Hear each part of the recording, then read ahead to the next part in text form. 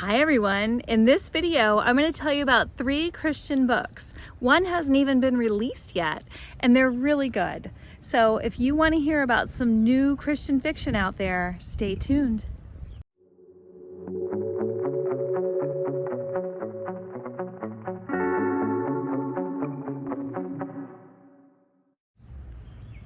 Hello and welcome to Book Talks with Miss Thomas. I am Miss Thomas, and if you are new here, thank you so much for joining me today. I'm going to tell you about 3 books. They're Christian fun books and they're new releases. If you are new, hit that subscribe button if you like hearing about books. And if you're returning, welcome back. Thanks so much for coming back. Okay, so the first book I want to talk about hasn't even been released yet. If you're watching this video when it posts, then this will be released next week. It'll be released July 1st, 2022. And that is a Christian mystery called Off the Chain. And Off the Chain is the first in, the Gone to the Dog series, and it seems to be by different authors. Off the Chain is the first in the series, and the author is Janice Thompson. Yes, Thompson. And this is the story of Marigold, who her life stream is to rescue dogs and create a second chance rescue shelter for dogs.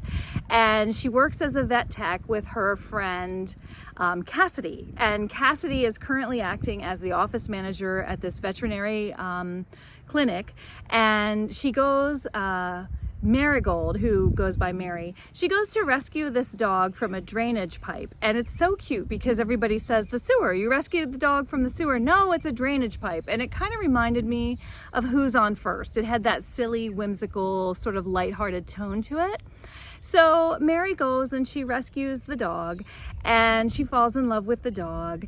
And as she's working at this vet clinic trying to find the home for the dog, because she wants to rescue the dog and return it, she, ends up falling in love and wants to keep the dog. And so that's a bit of a dilemma because she's seeking the owner of the dog. And what happens if the owner does show up to collect this dog? Marigold also has this really fun grandmother named Grandma Peach, and Grandma Peach is hilarious and a lot of fun. And I really loved that grandmother relationship. Her mother actually passed away. She passed away sort of before the book begins, and she left Marigold a significant inheritance, to which Mary is going to use that to create her rescue shelter for her dogs. There's a little bit of a mystery in here because something happens to the veterinary clinic. Someone breaks in, and so Mary and her friend Cassidy want to find out who broke in to the veterinary clinic. And then there's also the vets, Tyler, and I think the other vet's name was Kristen. She was sort of a minor character, but come to find out, they're Christians as well. And so there's definitely a Christian undercurrent in the book. It's not overt, but it's definitely there. I don't know that there was a lot of biblical teaching, but it was still a lovely book with the Christian characters in there. And Marigold also has this aunt who is a country music singer, and so she wants her aunt to come home for Christmas. That's another aspect of the book. And there's Parker to the rescue. There's a little bit of a romance. There's a character named Parker in the book, and he has a crush on Marigold, and Marigold actually has a crush on the vet in charge of the clinic. So will she discover that Parker is the guy for her, or will she get the attention of Tyler, the vet in charge of the clinic? And will the mystery of who broke in and vandalized the clinic be solved? You need to read Off the Chain in order to find the answers to those questions. And I recommend the book. I really enjoyed it very much. I love a light Christian mystery, and it was very cozy. And I want to thank NetGalley for providing me that book. My opinion is in no way paid for. It is my honest opinion. The book was free, but there's no pay involved. And you too can get on NetGalley and find books that would interest you if you want to give opinions of them in exchange for free access to the book. I highly encourage anyone interested in doing that because I've been loving NetGalley. Okay, so when I was reading Off the Chain, I was really especially drawn into the relationship between Mary and Grandma Peach. I loved that idea of, the girl and her grandma, and the funny, they were in Texas, so there was a bit of a southern aspect to the relationship, and it reminded me of Bless Your Heart, Ray Sutton, which came out in May of 2022. And I did not receive this from NetGalley. This is just a book I happened to have read this week that I want to share with you.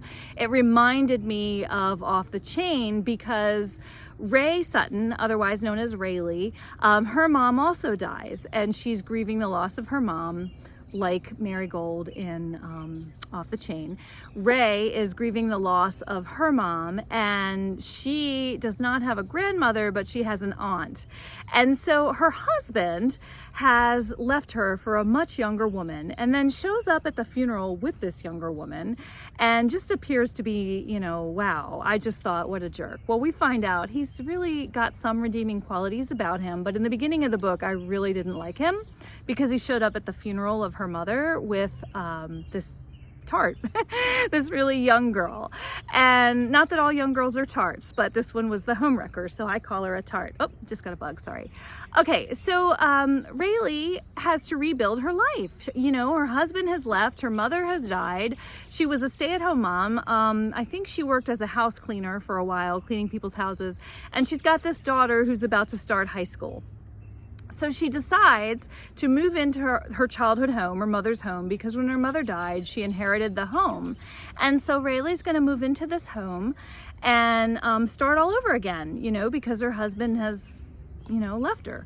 So she's in this new home and she's rebuilding her life with her daughter who likes to play basketball. And so the daughter goes to the new high school and tries out for the basketball team and of course makes the team. And there were a lot of lovely, wonderful things in the book. I especially liked the daughter.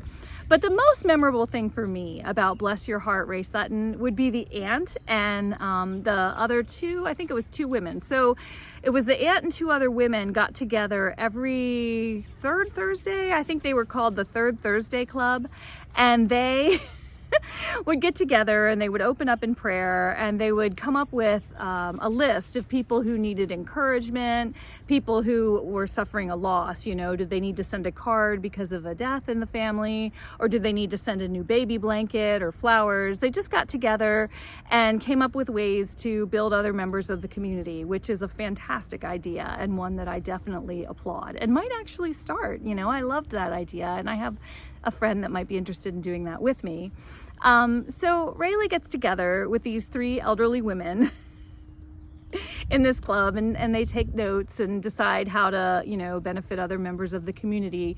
And the women are just so obstreperous. I mean, they're just they impose and they assert themselves whenever they seem fit. And at one point, the aunt barges in on one of Ray's dates, and it's just darling. It's really cute and funny. And the book was very funny and lovely.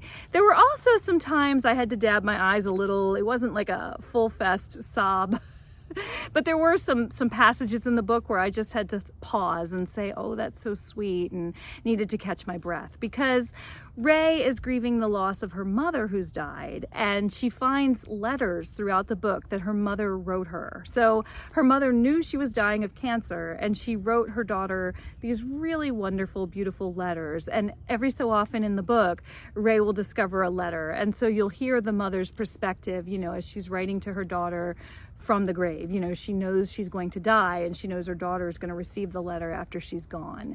And there were quite a few of those that were just lovely. So there was also the issue of the husband. Like I say, he left for the younger woman, but then he apologizes, and well, that's all I'll say. He apologizes, but Ray has to struggle with whether or not she's going to forgive him. And that's a difficult struggle. And I've been there, you have to forgive. I mean, the Bible says you're required to forgive, but how do you sincerely, you know, let go to the point where she can have a positive, productive relationship with this man who broke her heart, so that they can continue to raise their daughter together effectively. So that was another important component of the book. And I loved Bless Your Heart, Ray Sutton. I highly recommend it. It made me laugh, and it had some tender moments too. Now, the last book I'm going to talk about is a NetGalley book, and that's one that I have to put up here because NetGalley does digital, and that one was called Missing Pieces. I want to say the name of the author, but it was a collection of short novels by 4 different authors. And it was really fun because, like I say, I like Christian books, I like clean books, and it just had 4 fun little mysteries, and they all dealt with puzzle aficionados. So if you like puzzles, if you like putting together puzzles and you like mysteries, and you like clean Christian books, then Missing Pieces is a good book for you. And plus, there's a little bit of satisfaction there because they're such short novels, you can get through them quickly. So I'll tell you about the first one because there's an Elvis movie coming out, and we like Elvis in my family. We've gone to see an Elvis impersonator who is a friend of my mother-in-law's, and so we have some fun with that. And the first mystery is about this local small-town librarian who is putting together a puzzle festival. It's like a festival, all things Elvis, and you have to bring an Elvis puzzle, I think of 500 pieces or more, to participate in this festival. And then she gets the local restaurants to chip in, and some are going to sell coffee and some are going to sell donuts. And there's this police officer that, you know, broke her heart years and years ago and left to go to college, and now he's back. And he is back as the small town police officer. And lo and behold, the main character is trying to plan this Elvis festival with puzzles when someone is murdered. And so she's trying to solve the mystery of who murdered this person at her festival that she was planning for her community. And I guess she has a reputation for butting in and trying to solve things.